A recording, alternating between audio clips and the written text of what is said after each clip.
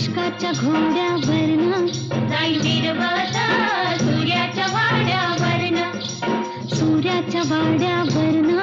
अहो नाडीनं सांगते घोडीनं सांगते, मनात भाव है भोळा. माझ्या मनात भाव है भोळा. हेरजी